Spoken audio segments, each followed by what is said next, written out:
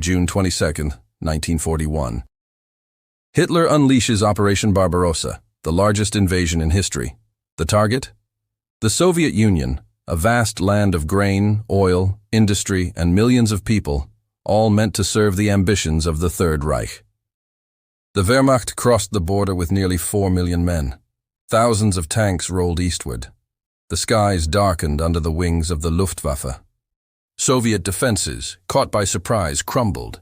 Minsk, Smolensk, Kiev, all fell in rapid succession. Hundreds of thousands of soldiers were captured in massive encirclements. It seemed the Reich was unstoppable, its blitzkrieg strategy invincible. But Russia was vast, unforgiving. This was not France or Poland. This was a continent. The infamous Russian autumn arrived.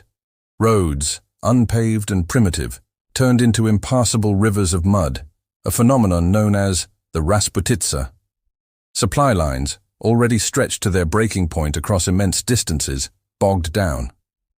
Then came the winter, a force more formidable than any army. General Winter, as the Russians call it. Engines froze solid, rifle mechanisms jammed. Soldiers, ill-equipped for the brutal cold, burned whatever they could find just to survive the freezing nights. Meanwhile, the Soviet people fought back with a ferocity the invaders never anticipated. Every mile became a battlefield, every bridge, every railway junction a potential trap.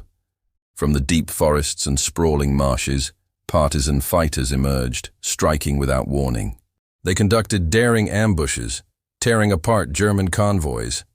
They derailed trains, disrupting the flow of desperately needed supplies.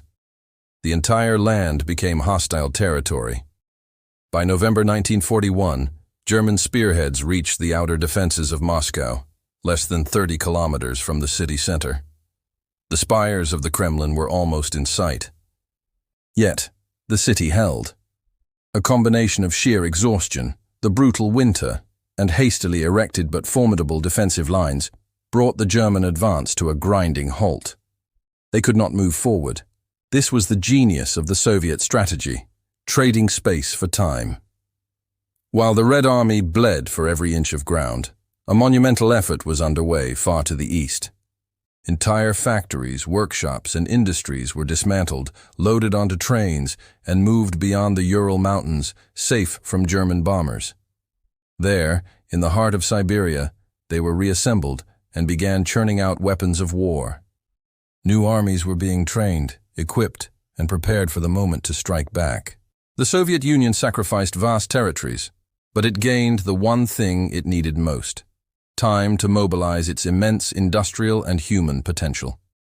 On December 5, 1941, that moment arrived. Fresh, well-equipped Siberian divisions, accustomed to the cold, launched a massive counteroffensive outside Moscow.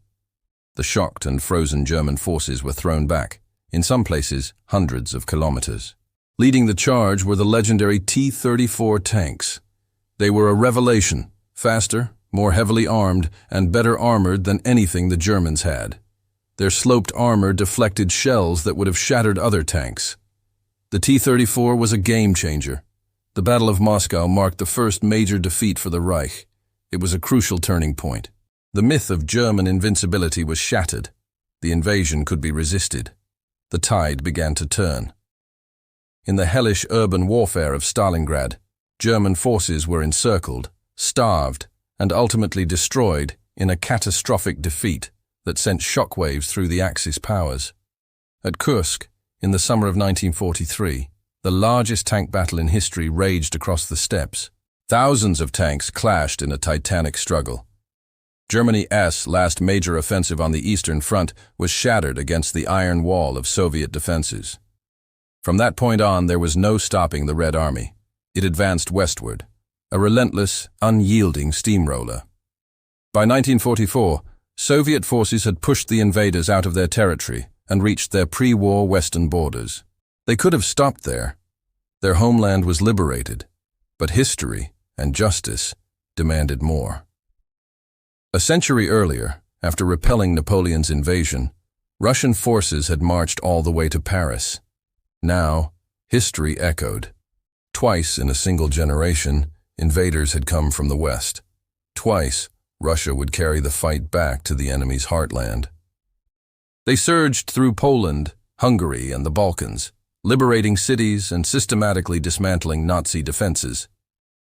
In Poland, they uncovered the industrial-scale horror of the Holocaust, Auschwitz, Birkenau, Majdanek, and other death camps.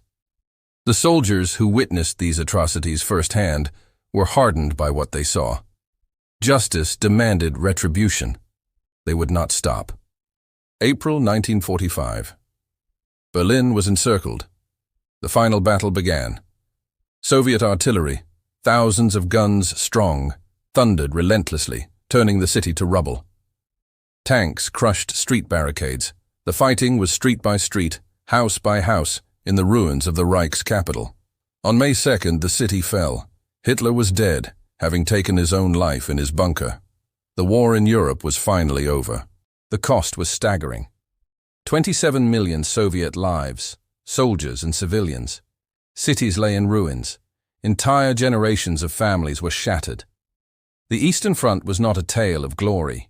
It was a story of unimaginable suffering, incredible endurance, raw courage, and the unyielding will of a people to survive.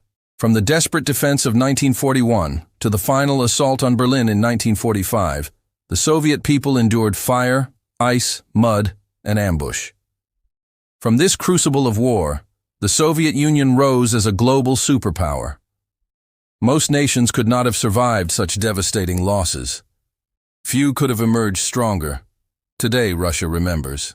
Every May 9th is Victory Day, a solemn and sacred holiday honoring the millions who fought and fell in what they call the Great Patriotic War. It's a day to remember the immense sacrifices they endured to achieve victory. History moves through time, shaping us all. It is our duty to honor it, to remember it, and to let its lessons guide our future. If you're new here, consider following our channel.